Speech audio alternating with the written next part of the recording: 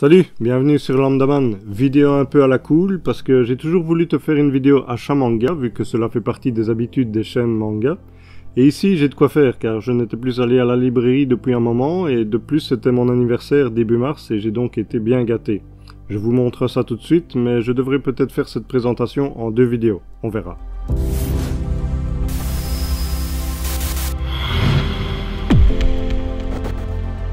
Je vais répartir cette présentation en fonction des maisons d'édition pour avoir une structure, et je commencerai donc avec la maison d'édition Akata, avec ce tome 2 de Moi aussi, fini en 2 tomes seulement. J'ai commandé le premier qui est d'ailleurs arrivé et que je dois aller chercher.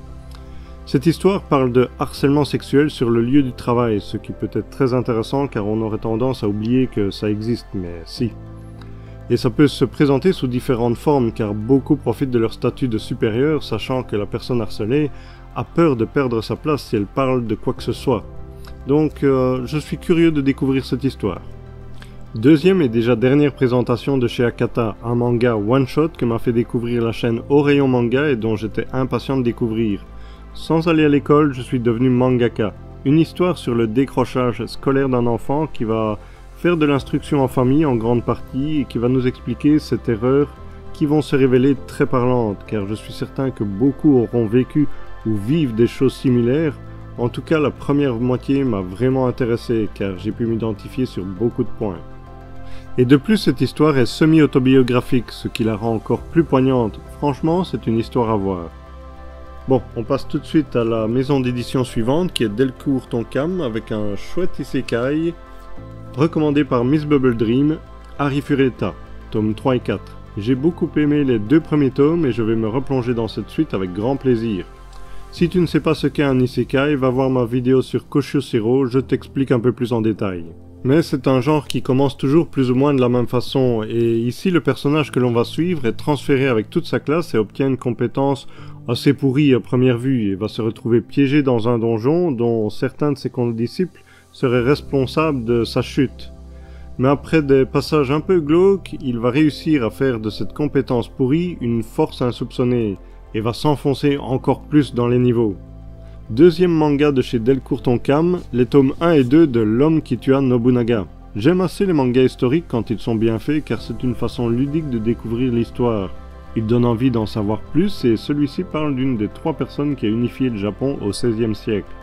Mais ce qui est perturbant, c'est que, quand on sait comment est mort Nobunaga, le titre nous semble bizarre, bien que l'on pourrait le comprendre en « l'homme qui a provoqué la mort de Nobunaga ». Tu vois déjà rien que là, ça titille la curiosité, non?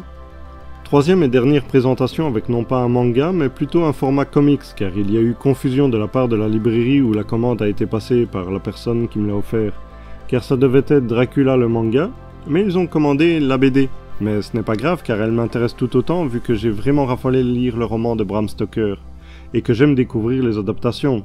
Et celle-ci est en plus une version remasterisée d'une édition sortie il y a 25 ans qui était introuvable, et elle retrace le film de Coppola qui raconte la naissance de Dracula, tel le film Dracula Untold que je vous recommande, et ensuite revient sur l'histoire de base, mais de Coppola bien sûr, avec les arrangements des auteurs de cette BD. Maison d'édition suivante, Doki Doki, avec 2 isekai, le premier que je t'ai présenté en vidéo, Koshio-Sero, qui est vraiment comique et dont le tome 3 est sorti. Ensuite, le tome 2 et 3 de Je suis un assassin et je suis plus fort que le héros, dont le personnage principal a des capacités hors normes et l'intrigue de l'histoire est assez intéressante. Passons maintenant à une grosse maison d'édition, c'est-à-dire Glénat. Comme tu peux le voir, je n'ai pas encore fini d'acheter les 74 tomes de Bleach, mais ça diminue avec ces tomes 67, 68 et 69. Et bien sûr, je ne pouvais pas passer à côté de son œuvre suivante, l'auteur de Tite Kubo, Beyond the Witch, que j'ai découvert premièrement grâce au nouveau format Part 1, et dont je te le présenterai prochainement par ce biais. Toujours chez Glénat, les tomes 13 et 14 de Dr Stone, que je t'ai déjà présenté. Les tomes 11 et 12 de la dernière édition de Gun Last Order, qui est la suite de Gun. Et pour terminer avec Glénat, les tomes 10 et 11 de Tokyo Revengers, qui est une histoire captivante avec des sauts dans le temps et des conflits entre gangs rivaux qu'on appelle au Japon Bosozoku, et une volonté à changer le destin, mais où chaque modification aura des répercussions. Franchement, c'est à voir, il est vraiment prenant. On passe ensuite à la maison d'édition Kana, avec le tome 8 de Gleipnir, manga très particulier qui fait partie de ceux qui dévoilent un petit peu l'imagination débordante des Japonais. On va suivre Suichi Kagaya qui va un jour pouvoir se transformer sans aucune explication en une sorte de grosse mascotte avec la grosse fermeture éclair qui va avec. Il sauvera de justesse une jeune fille d'un entrepôt en flammes, mais celle-ci découvrira du coup son secret et ne le quittera plus afin que grâce à lui elle puisse retrouver sa sœur qui aurait tué ses parents. Mais ils découvriront que Suichi n'est pas le seul à avoir cette capacité surprenante, et ils vont aussi découvrir que certaines pièces étranges seraient au centre même de cette intrigue. Si tu veux une histoire qui sort de l'ordinaire, tu seras servi. Ensuite, j'ai reçu les 2 premiers tomes de Shi. Je ne sais pas encore trop le développement de cette histoire, mais elle fait un peu penser à My Hero Academia pour ceux qui connaissent, car des héros sont découverts un peu partout sur Terre, qui vont d'ailleurs réussir à ramener la paix. Nous allons suivre Shi, qui sera l'héroïne désignée du Japon, mais qui sera remplie de doutes. Moi, une fois qu'il y a des pouvoirs dans une histoire et qu'elle semble un peu spéciale, j'ai envie d'en savoir plus, et vu la couverture du 2e tome, ça risque d'être comique. Après Kana vient bien sûr Kaze avec le tome 26 de Black Clover, un shonen qui est le digne descendant de Bleach et Naruto, un shonen classique dans le genre quoi. Nous poursuivons avec cette ovni qui est Chainsaw Man, tome 5, 6 et 7, qui se démarque par sa morale douteuse mais tellement contemporaine. Un héros qui est un pantin aux mains du système, tout ça pour un but futile, et dont l'ambiance sera assez sombre, bref, un manga hors du commun. Passons ensuite à une œuvre qui prend bientôt fin si je ne me trompe pas, Hell's Paradise avec les tomes 10 et 11 qui nous content l'histoire d'une île fantastique sur laquelle se trouverait l'élixir de jouvence, mais qui serait aussi un endroit mortel pour qui s'y aventure. Alors ils vont décider d'envoyer des prisonniers qui sont de redoutables guerriers, dont un ninja qui ne parviennent pas à exécuter, et qui seront sous la surveillance de samouraïs d'élite, capables de les éliminer au moindre faux pas. Mais les épreuves auxquelles ils vont devoir faire face vont venir tout chambouler. On poursuit avec encore une histoire qui sort de l'ordinaire avec le tome 11 de Jagan, où là aussi la morale est assez douteuse, mais encore une fois reflète le malaise de notre société qui semble toujours un peu plus tous les jours. J'ai l'impression que Kaze fait quand même un peu dans le genre public averti qui sort de l'ordinaire. Et c'est presque une bouffée de fraîcheur de passer à ce titre suivant avec les tomes 17 et 18 de The Promised Neverland. Même si l'histoire est également sombre, mais tellement belle et remplie d'espoir. Enfin, on verra si ça se confirme.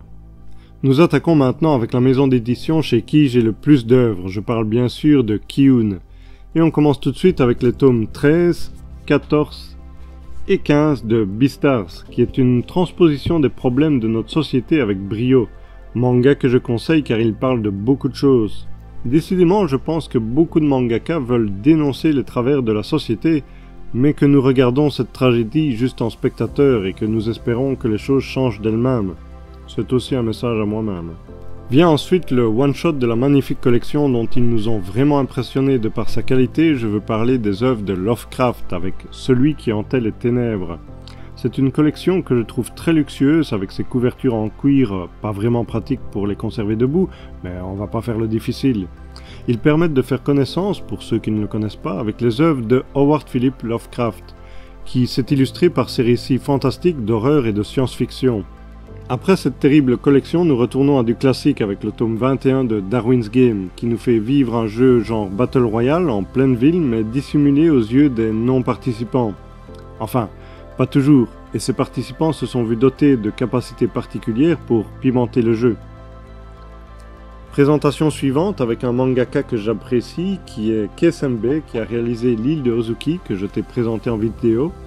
Et ici je continue son œuvre qui est toujours en cours avec le tome 6 de Echoes, encore une histoire qui va nous retourner à mon avis. Attaquons ensuite avec un phénomène qui captive tous ceux qui s'y plongent. Voici les tomes 6 et 7 de Jujutsu Kaisen qui nous conte une histoire d'exorciste hors du commun avec humour, tension et inquiétude pour sa finalité.